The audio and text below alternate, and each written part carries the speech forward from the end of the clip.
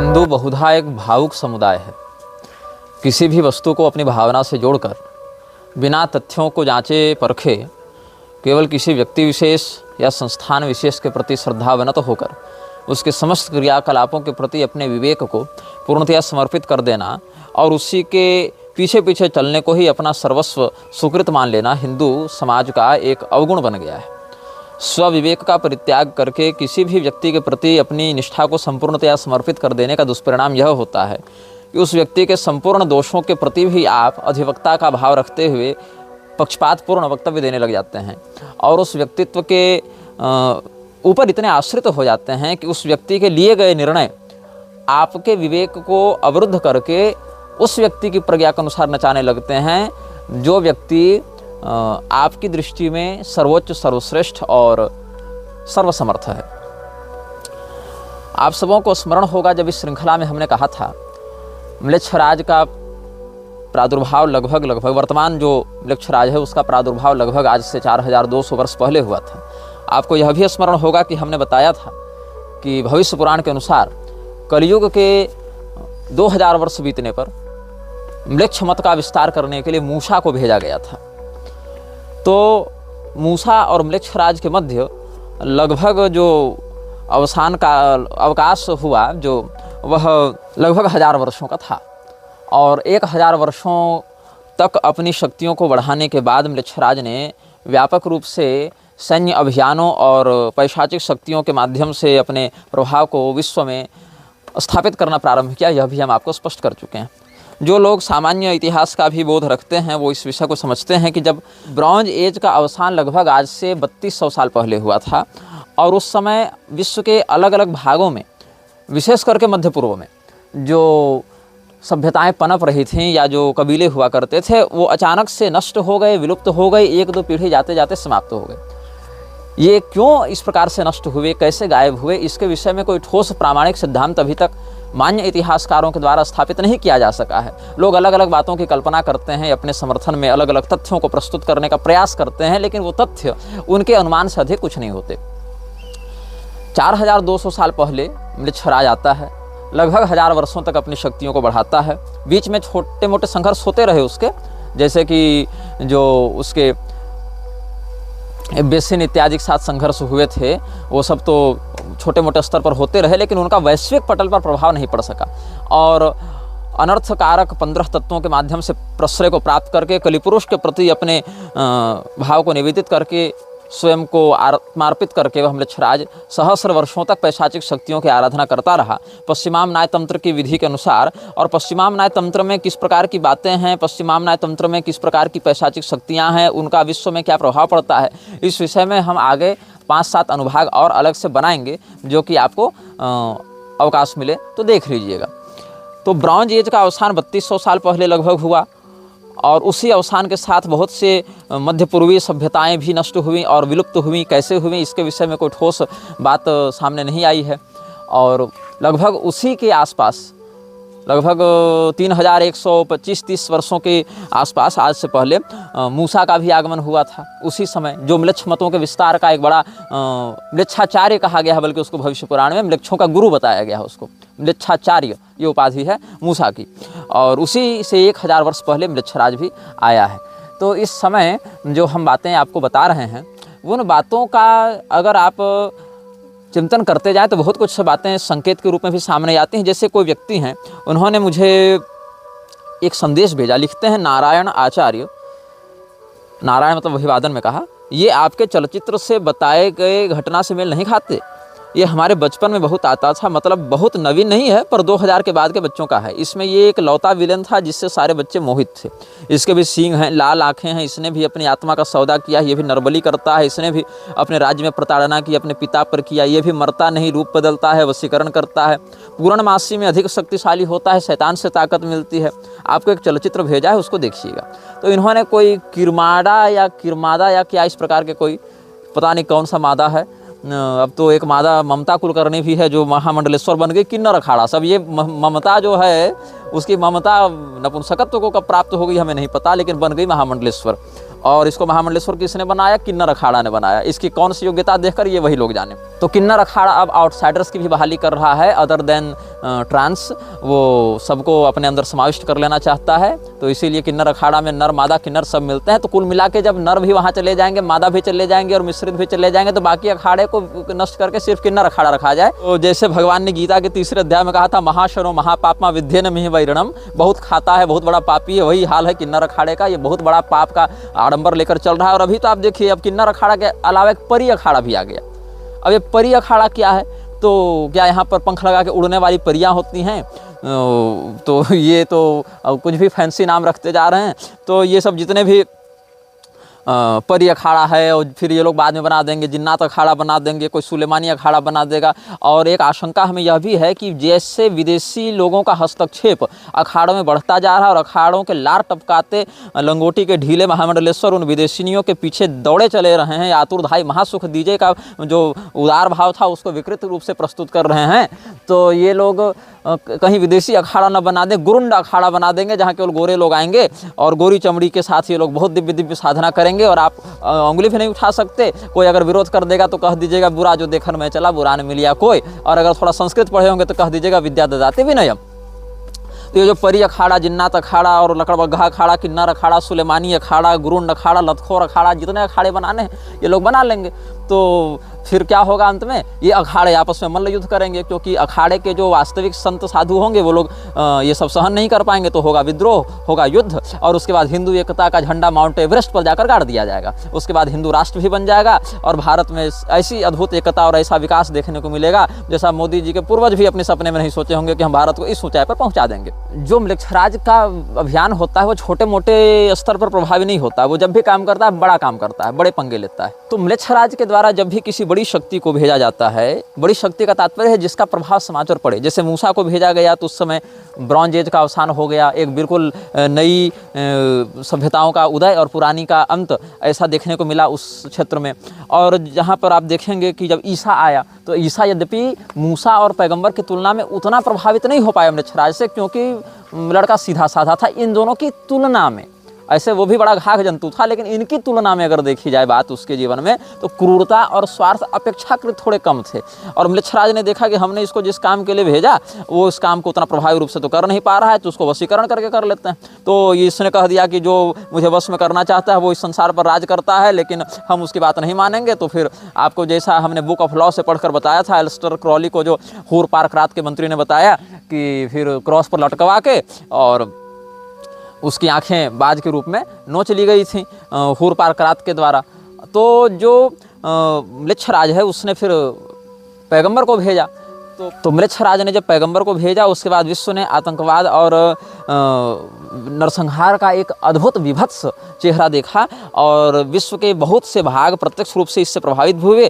और फिर इन तीनों को आपस में लड़वाकर उसने नरसंहार का वह स्वाद दिखाया संसार को, जो बहुत लंबे समय से अंतर्राष्ट्रीय स्तर पर ये समाज नहीं देखा था। उसके बाद हूर पार्करात के रूप में स्वयं को प्रस्तुत करते हुए अपने मंत्री के माध्यम से जो एलिस्टर क्रॉली को म्लेच्छराज ने 8, 9, 10 अप्रैल 1904 को काहिरा में जो संदेश दिलवाया था, उसके 123 महीने के बाद विश्व युद्ध प्रारंभ हुआ था और उस समय भी भयंकर नरसंहार हुआ। तो उस विश्व युद्ध में मरने वालों की संख्या जो हमने बताई थी 44 लाख लोग मरे थे और लगभग 84 लाख घायल हुए थे, लगभग 37 लाख लापता हुए थे। ये केवल हारने वाले पक्ष की हमने संख्या बताई थी। यदि आप विजेता पक्ष की बात करेंगे तो वहाँ तो लगभग 55-56 लाख लोग मरे थे और 1 करोड़ 30 लाख लोग लगभग घायल हुए थे। तो मतलब देखें तो दोनों पक्षों को मिला दिया जाए तो यह संख्या 3-4 करोड़ तक पहुंच जाती है जितने लोग युद्ध में सक्रिय रूप से सम्मिलित हुए थे। और लापता सिविलियंस की बात करें, माइग्रेटेड लोगों की बात करें जिनका कोई अता पता नहीं चला, जो कि डॉक्यूमेंटेशन उतना नहीं था उस समय, तकनीक उतनी नहीं थी, लोगों का बायोडाटा जनसांख्यिकी उतनी तगड़े रूप से नहीं प्रस्तुत की जाती थी, बहुत स्थानों पर स्लेवरी भी थी, स्लेव ट्रेडिंग भी थी, तो उनका आंकड़ा उतना स्पष्ट प्राप्त नहीं होता है। लेकिन यह कहना चाहिए कि इतना भयंकर व्यापक रूप से नरसंहार होना और उसकी उद्घोषणा ठीक 123 महीने पहले होना, और इतना ही नहीं परमाणु बम जैसे बड़े विनाशक शस्त्रों का प्रयोग किया जाना और उसका जो दंश है वो आज भी समाज को आतंकित करना, और उसके बाद से केवल हर देश के लिए एक ही लक्ष्य बना देना कि हम अधिक से अधिक विनाश के हथियार पर रिसर्च करें और उसको तैयार करें, ये एक बहुत ही गंभीर और चिंतनीय विषय हो गया है। तो आप अगर जॉन विक सीरीज देखे होंगे तो वहाँ पर एक प्रसंग आता है जब जॉन विक सभी लोगों से लड़ता रहता है और बाद में उत्तरोत्तर ऊपर के अधिकारियों से लड़ता है। कॉन्टिनेंटल में भी जहाँ किसी भी विपक्षी की हत्या करना निषिद्ध था, कॉन्टिनेंटल में भी जाकर मर्डर कर देता है। अंत में उसको हाई टेबल के सामने प्रस्तुत किया जाता है। हाई टेबल के बाप रहते हैं एल्डर साहब, तो एल्डर से वो मिलने जाता है। अब एल्डर क्या है, कोई निश्चित घर में नहीं रहता था। एल्डर जो है वो किसी ऐसे संगठन में, सभा सोसाइटी में एज प्रेसिडेंट उपलब्ध भी नहीं होता था, लोग उसको जानते नहीं थे। लेकिन एल्डर अकेला मिला, उसको रेगिस्तान में मिला, एक तंबू गाड़े हुए था, एक दो नौकर उसके पास थे, कोई बॉडीगार्ड नहीं थे, कोई बड़ी बड़ी मशीनें और तकनीक नहीं थी। वही एल्डर एक रेगिस्तान में उसको मिलता है और उस एल्डर ने केवल एक आदेश दे दिया और उसके नीचे आने वाले सभी जो भी अलग अलग सिंडिकेट्स थे, माफिया थे और बड़े बड़े गून लीडर्स थे, सब के सब उसके सामने नतमस्तक हो गए। और ऐसे देखे तो एल्डर कहाँ था, एक तंबू गाड़ के रेगिस्तान में पड़ा हुआ था और वो वहीं से बैठे बैठे एक सिक्के के दम पर पूरे विश्व के माफिया को नियंत्रित कर रहा था। तो कहीं न कहीं आप मृक्षराज के जीवन से प्रेरित इसको समझ सकते हैं कि मृक्षराज भी ऐसे ही काम करता, अकेला पड़ा रहता है रेगिस्तान में और कभी किसी कुटिया में रह गया, कभी तंबू गाड़ के रह गया, लेकिन वो सामने आता नहीं उस रूप में, लेकिन उसकी हैसियत वह है, उसका प्रभाव वह है कि लोग विवश हो जाते हैं उसके सिंडिकेट वाले कि उसकी बात माने और अपरिहार्य रूप से उसको अविलंब लागू करें। तो जितने भी प्रकार के उपद्रव संसार में हो रहे हैं उनमें प्रत्यक्ष या परोक्ष रूप से उसकी संलिप्तता कहीं न कहीं प्राप्त हो जाती है। और जो लोग इस बात को नहीं समझते हैं वो लोग आँख वाले अंधे हैं, जो जानबूझकर या तो दुर्भाग्य से या तो अपने मानसिक स्थिति के उस स्तर पर न होने के कारण इन बातों को नहीं समझ पाते हैं। हिंदू मृक्षराज के चंगुल में इसीलिए जल्दी आ जाता है और उसको पता भी नहीं रहता, क्योंकि हिंदू चमत्कारों के पीछे भागने वाला समुदाय बन गया है। उसको किसी प्रकार से कोई जादू टोना भूत प्रेत किसी रूप में दिखा दिया जाए तो अपना दिमाग लगाए बिना उसके सामने नतमस्तक हो जाता है। यही कारण है कि शिरडी साईं के पीछे भागने वाले भी लोग हैं, अजमेर के पीछे भागने वाले भी लोग हैं और 10 रुपये का नोट पर्स में रखवा के लोगों की किस्मत बदलने का दावा करने वाले निर्मल बाबा के पीछे चलने वाले भी लाखों लोग इसी भारत में पाए जाते थे और बहुत लोग तो अभी भी हैं। तो जितने भी इस प्रकार के भूत प्रेत जादू टोना वाले लोग हैं, जिसमें एक नाम संतोष भदौरिया का है जिसको तुम लोग करौली सरकार के नाम से जानते हो, वो क्या करता है, बड़े बड़े देवी देवताओं का नाम लेकर गाली बकता है। अरे इंद्र मैं तुझे आदेश देता हूँ, अरे वरुण मैं तुझे आदेश देता हूँ, अरे अग्नि मैं तुझे आदेश देता हूँ। इस प्रकार से अब शब्दों का प्रयोग करके देवताओं को तिरस्कृत करने वाली भाषा बोलता है। अरे परशुराम, अरे अश्वत्थामा, हम तुमको यहाँ से निकालेंगे, हम तेरा उद्धार करेंगे, जा करौली शंकर तेरा ऊपर कृपा करे। और मंत्र क्या देता है, बैलेंस, उसका मंत्र है बैलेंस, नमः शिवाय बैलेंस से ऐसे कुछ कहता, मतलब अंत में बैलेंस लगाता है वो।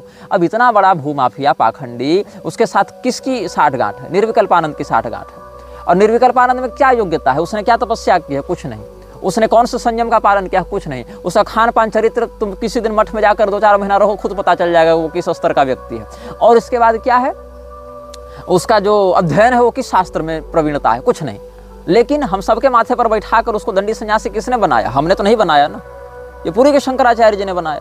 क्या योग्यता देखकर बनाया। तो कहीं न कहीं उनके ऊपर इस प्रकार का आंतरिक दबाव स्पष्ट रूप से है कि अयोग्यों को भी प्रश्रय वो दे रहे हैं, चाहे तो जानबूझकर चाहे तो विवश होकर। और कहीं न कहीं यह भी समझना चाहिए कि जो व्यक्ति ये दावा करते हैं कि मैं तीसरी आंख खोल दूं तो सब भस्म हो जाए, इस प्रकार की बहुत सी बातें वो कह चुके हैं।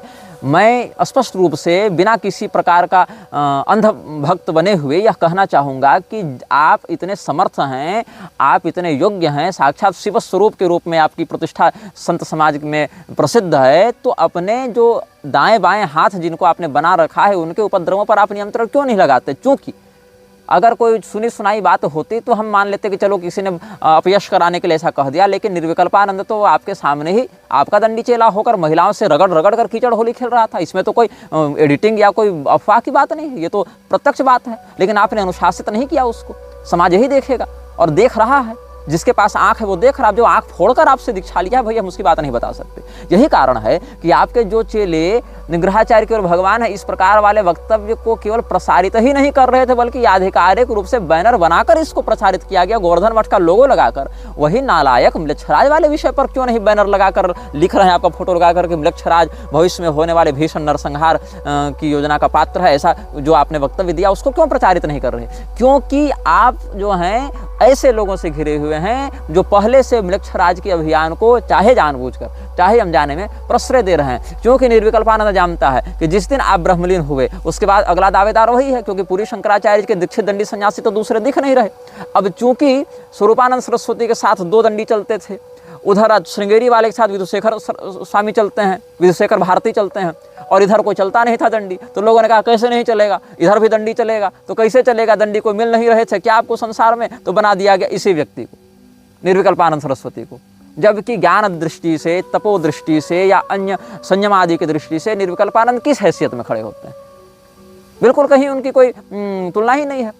तो परिकर जिन लोगों के साथ साठगांठ रखते हैं उसमें गुरु का हित नहीं होता, परिकर का हित होता है। हम शंकराचार्य जी के यहाँ से आए हैं ऐसा सोचकर नेता मंत्री सब सम्मान देंगे, अरे ये तो शंकराचार्य के यहाँ से आए हैं तो सम्मान मिलेगा, वहाँ से सेटिंग करेंगे। गुरु जी जैसे ब्राह्मणीन हुए गद्दी पर हम काबिज हो जावे, और काबिज होने के बाद सपोर्ट कहाँ से दिलाएंगे, तो ऐसे ही लोगों से। तो बागेश्वर वाले सपोर्ट कर देंगे, करौली वाले सपोर्ट कर देंगे, मुरारी सपोर्ट कर देगा।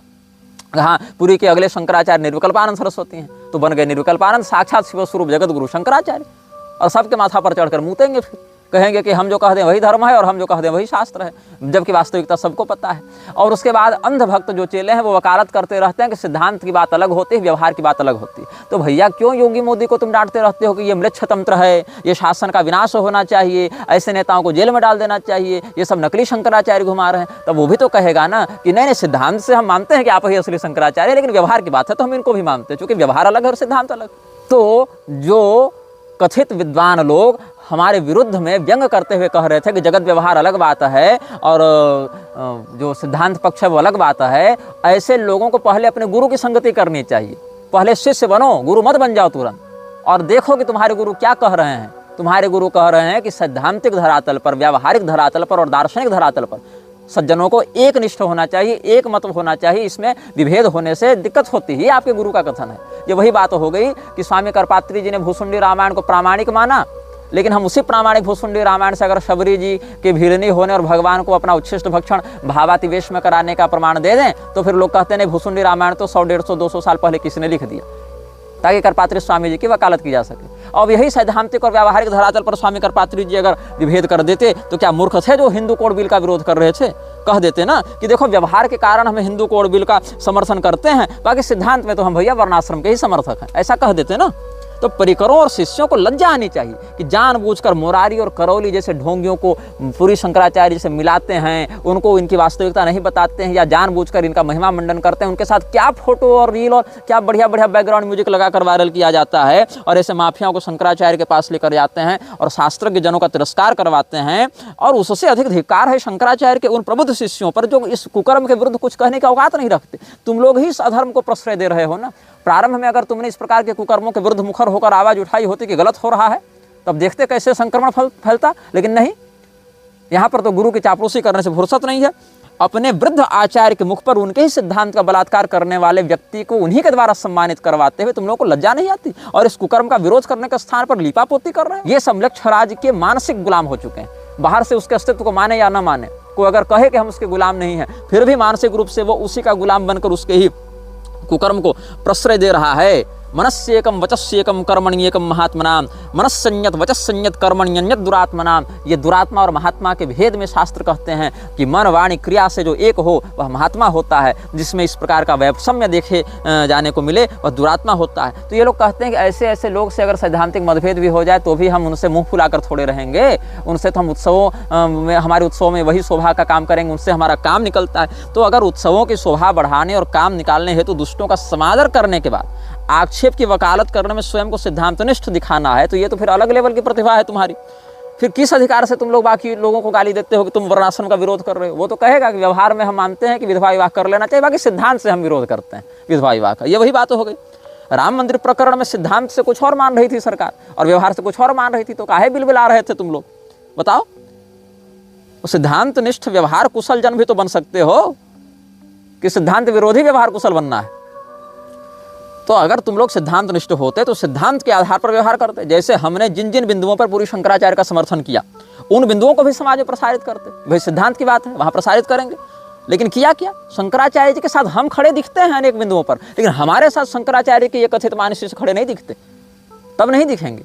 और ये लोग चाहते हैं कि सब लोग सार्वभौम जगत गुरु के छत्र छाया के तले आ जावें, और उसमें भी केवल हमारे पीठ वाले के तले आ जावें। बाकी चारों का हाल वही है, और चारों के विषय में हम समयानुसार अलग अलग बातें कर चुके हैं।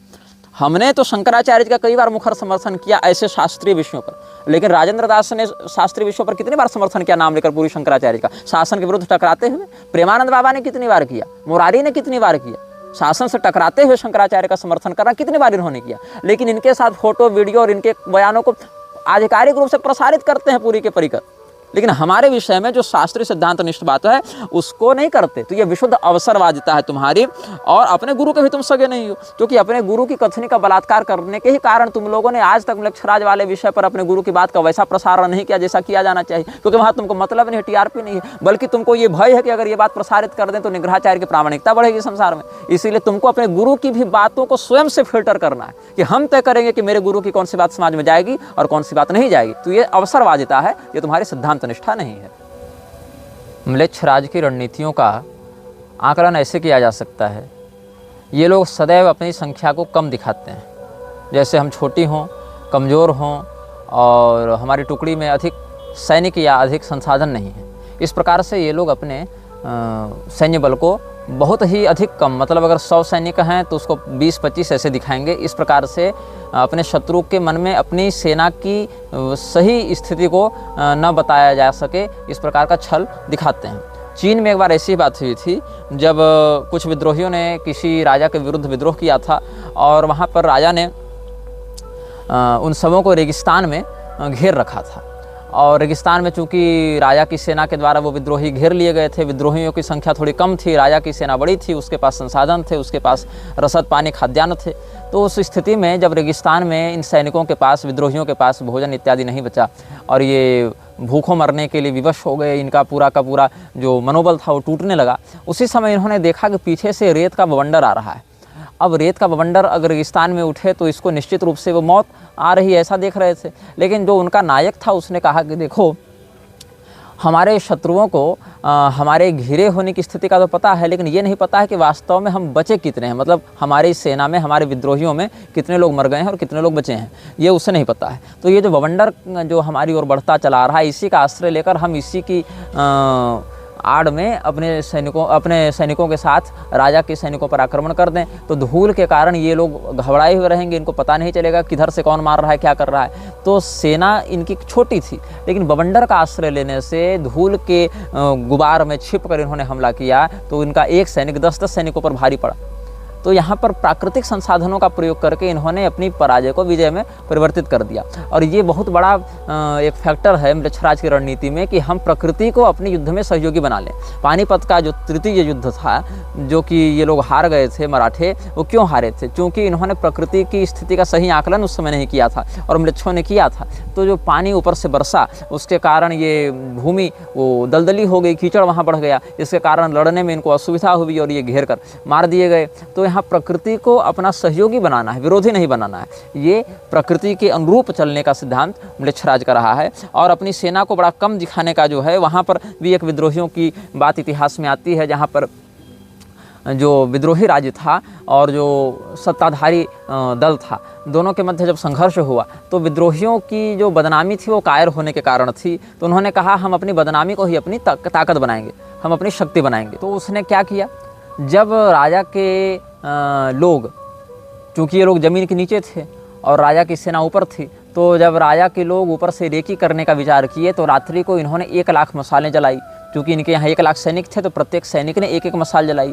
उसके बाद राजा ने सोचा कि अच्छा इनके पास 1 लाख सैनिक हैं, तो हम इन पर किस प्रकार की योजना से आक्रमण करें कि हम विजयी हों। अगले दिन राजा जब योजना बना रहा था तो 50,000 ही मसाल जलाई गई।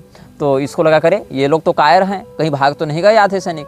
तो थोड़ा और हम देख लें कि क्या स्थिति है, थोड़ी और प्रतीक्षा कर लें। और अंत में तीसरे दिन केवल 25,000 मसालें जलाई गईं और चौथे दिन मसाले ही नहीं जलाई गईं। सैनिक उतने ही थे, लेकिन रात्रि को जलने वाले मसालों से राजा को ये भ्रम हो गया कि ये लोग धीरे धीरे करके भाग रहे हैं। और अंत में एक सकरी घाटी में जाकर विद्रोहियों ने अपनी सेना को छिपा दिया। तो अगले दिन सुबह राजा ने देखा तंबू खाली है और सब भाग गए हैं यहाँ से। तो वहाँ पर एक वृक्ष के पास जाकर विद्रोहियों के नायक ने उसकी खाल उतरवा कर कुछ लिखवा दिया। तो जब ये राजा अपनी सेना के साथ गया तो कहा गया कि भाई ये वृक्ष की खाल उतरी है, इस पर कुछ लिखा है, क्या लिखा है, तो ये देखने के लिए पर्याप्त प्रकाश किया जाए। तो जब राजा के सैनिकों ने राजा को उस वृक्ष के पास ले जाकर मसाले जलवाई तो पूरे के पूरे क्षेत्र में केवल हाईलाइट हो गया राजा, और उसी के सामने प्रकाश चल रहा था। तो विद्रोही जो सैनिक इधर उधर छिपे हुए थे, उन्होंने वहीं से तीरंदाजी कर दी। और तीरंदाजी में राजा मरा तो नहीं, लेकिन राजा के अच्छे खासे सैनिक मारे गए। और राजा को इतनी आत्मग्लानि हुई जनरल को, उस सेना के जनरल को, कि उसने अंत में गला रेत कर आत्महत्या कर ली थी। तो ये सब इतिहास में सच्ची घटनाएं घटित हुई हैं, जहाँ पर कम सैनिक होने के बाद भी कैसे दुश्मन को भ्रमित करके, अपने सैन्य बल के कमज़ोर होने के बाद भी प्राकृतिक सहयोग के माध्यम से अपनी सेना के प्रभाव को बढ़ा दिया जाता है, उसको अधिक प्रस्तुत किया जाता है प्रभावी रूप में। तो यहाँ पर यह भी आप एक अनुभव कर सकते हैं कि एक पत्थर है, अब पत्थर को यदि मैं किसी के सामने ऐसे ही मारूं तो उसका क्या प्रभाव पड़ेगा। कोई तीर है, तीर को हम ऐसे ही आपके शरीर में मार दें तो क्या प्रभाव पड़ेगा। और उसी पत्थर को हम गुलेल में रख के मारें, तीर को धनुष में रखकर मारें तो क्या प्रभाव पड़ेगा। तो केवल उस पत्थर के वजन में, उसके संचालक के बदल जाने से कितना परिवर्तन आ गया, उसकी मारक क्षमता में कितना प्रभाव पड़ गया। तो म्लेच्छराज यही करता है, वो ध्यान इस पर अधिक नहीं देता है कि उस पत्थर की क्या औकात है, उसका क्या सामर्थ्य है, वो देखता है कि संचालन कैसे हो रहा है। यही कारण है कि म्लेच्छराज बाहर से जिन लोगों को कमज़ोर या छोटे रूप में भी प्रस्तुत करता है, उनके पीछे एक बड़ी ऊर्जा काम कर रही होती है, वो संचालिका पैशाचिक शक्ति काम कर रही होती है। इसीलिए कम संसाधन और सैनिक होने के बाद भी वो बड़ी बड़ी सेनाओं पर विजयी होते रहे और बड़े बड़े संस्थानों पर सरलता से कब्जा करते रहे। जैसा कि हूर पार कराते ने बुक ऑफ लॉ में कहलवाया था, हमारे जो अनुयायी हैं वो कम होंगे संख्या में और अप्रसिद्ध होंगे, लेकिन वो प्रसिद्ध और बहुसंख्यक लोगों पर शासन करेंगे। इतिहास में एक वूची नामक विद्रोही की बात आती है। वो जब अपने शत्रुओं से युद्ध करने की योजना बना रहा था, उसके एक अत्युत्साही सैनिक ने क्या किया, पहले ही दुश्मन की सेना में जाकर किसी सैनिक का माथा काट कर ले आया। उसने सोचा कि राजा हमें पुरस्कार देगा, विद्रोही नायक हमें सम्मानित करेगा। तो विद्रोही नायक ने क्या किया, उसको सम्मानित किया और उसको बड़ा सुंदर उपहार इत्यादि दिया कि हाँ तुम बड़े पराक्रमी हो कि अकेले दुश्मन की सेना में घुसकर माथा काट कर ले आए। और फिर उसी को सम्मानित करने के बाद उसका माथा कटवा दिया। तो लोगों ने पूछा कि भाई आपने पहले इसका सम्मान किया, फिर आपने इसका माथा कटवा दिया, ऐसा क्यों। तो कहा कि इसकी बहादुरी के कारण इसका सम्मान किया, लेकिन अनुशासनहीनता के कारण ये हमारी अनुमति और योजना के विरुद्ध जाते हुए ये दुश्मन के यहाँ घुसकर माथा काट कर ले आया। इस अनुशासनहीनता के कारण हम इसको मृत्युदंड देते हैं, ताकि और कोई सैनिक योजना के विरुद्ध जाकर कोई अपनी खोपड़ी न चला सके, जिससे हमारी सेना की जो योजना है, जो व्यूह रचना है, उसमें कोई त्रुटि न आ जाए, कोई विखंडन न हो जाए। तो अनुशासन किसी भी सेना के नियंत्रण में बड़ा काम करता है और म्लेच्छराज के सैनिक इसी अनुशासन का पालन करते हैं। वहाँ पर ये नहीं कि बहुत बड़ा नाम करने के चक्कर में, ब्रांड बनाने के चक्कर में हम व्यूह रचना तोड़ दें। अनुशासन के साथ काम करने के कारण ये लोग संगठित होकर आक्रमण करते हैं, संगठित होकर योजना बनाते हैं और संगठित होकर ही विजय को प्राप्त करते हैं। यही इनकी शैली रही है। और इनमें उत्साह यदि नहीं हो तो ये कुछ नहीं कर पाएंगे। उत्साह से ही व्यक्ति असाध्य कार्य को भी सिद्ध कर लेता है। तो विद्रोहियों के उदाहरण में एक हम आपको और बात बताना चाहेंगे कि एक बार ऐसा हुआ था इतिहास में कि जब युद्ध की घोषणा हुई, चीन में ही ये घटना घटित हुई थी। जब ये उद्घोषणा हुई युद्ध की, नगाड़े बजे, आक्रमण का आदेश दिया गया, लेकिन सैनिकों के मन में उत्साह नहीं था। इसीलिए सेनानायक ने राजा को कहा कि अभी आक्रमण नहीं होगा, फिर से नगाड़े बजाओ। फिर नगाड़े बजाए गए, फिर भी आक्रमण नहीं किया गया। फिर तीसरी बार नगाड़े बजाए गए और तीसरी बार आक्रमण का आदेश दिया गया, क्योंकि सैनिकों में तभी उत्साह का संचार हुआ।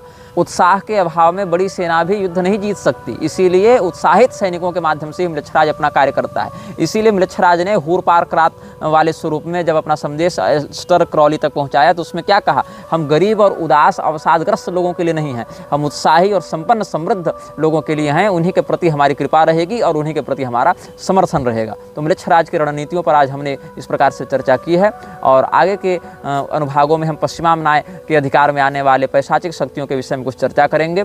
और इस अनुभाग को देखने के साथ साथ आप सभी म्लेच्छराज की सामान्य शासकीय और रणनीतिक स्थिति से अवगत हो चुके हैं। आगे कुछ साधनात्मक पक्षों पर हम विमर्श प्रस्तुत करेंगे। यह वीडियो जल्द ही हटा दिया जा सकता है। कृपया थर्ड पार्टी ऐप्स का उपयोग करके डाउनलोड करें। आप इस वीडियो को अपने चैनल पर फिर से अपलोड भी कर सकते हैं।